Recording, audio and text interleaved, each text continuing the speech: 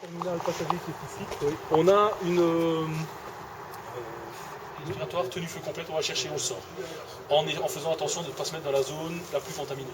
Si c'est plutôt un travail où on veut endiguer la tâche, on ne veut pas que ça s'épande, on veut stabiliser le système, à ce moment-là, on a des tenues jetables, des splash 3 étanches, avec l'appareil respiratoire extérieur sur lequel on peut venir se plugger sur un narguilé.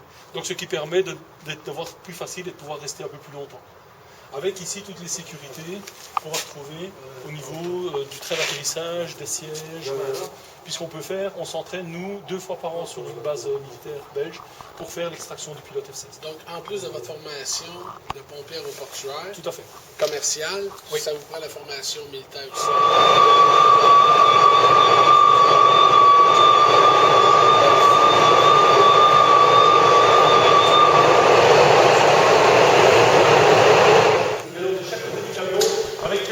Entre les différents camions, on a une lance mousse, des tuyaux qui sont pré-couplés pour pouvoir avoir jusqu'à 60 mètres de distance. On travaille pas mal avec les queues de pompe pour voir si on a 2 avions qui sont l'un à côté de l'autre, avec les brûles, l'autre pas, pour pouvoir quand même faire une part du feu. Et puis ici on a un dévidoir pompe.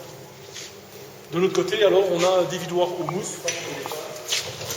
Ici normalement on doit avoir un dévidoir mousse, mais pour le moment il est en panne donc il n'y est pas. Il y en a un sur l'autre, on peut le voir. Et alors on a aussi ici une lance préconnectée avec quelques outils. Donc le principe de ce camion-là, c'est vraiment de faire la première intervention avec une dose massive de mousse sur le sol. Donc c'est pas du rescue, c'est pas vraiment du sauvetage. Le premier véhicule, lui, donc celui qui est là, va plutôt se concentrer du côté où il n'y a pas le feu pour faire les couloirs d'évacuation. Le deuxième, lui, c'est vraiment faire la part du feu pour empêcher que le feu revienne près de la camion.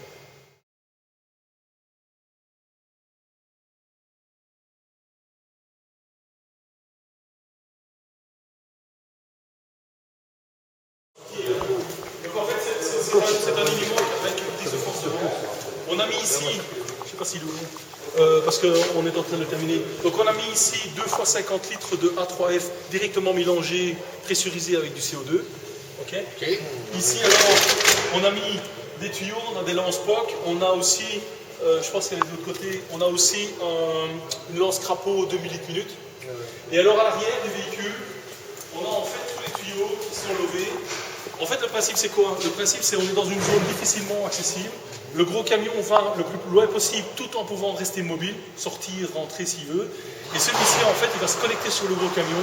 Et sa mission, c'est de tirer le tuyau jusqu'au lieu de l'accident. Et de là, alors, on peut mettre la lance monitor et on peut mettre alors les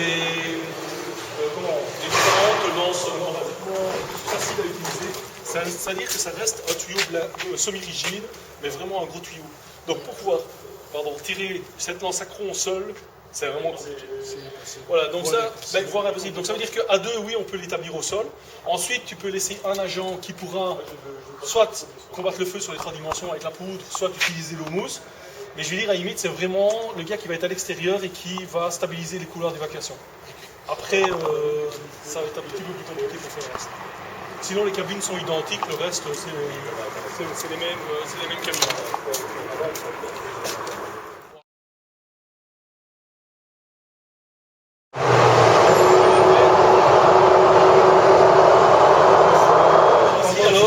Ici alors, on a fait aussi, donc, on a gardé le choix de système de diffusion radio.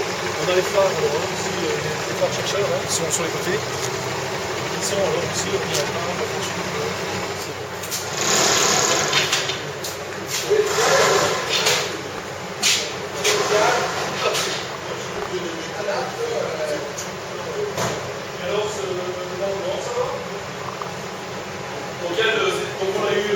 on l'a acheté l'année dernière.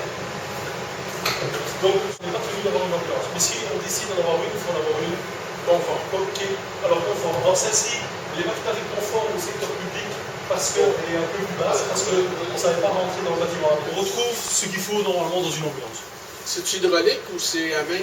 Est-ce qu'elle est hydraulique? Elle est hydraulique pour monter, pour descendre. Le train de l'Handbook, tout ça.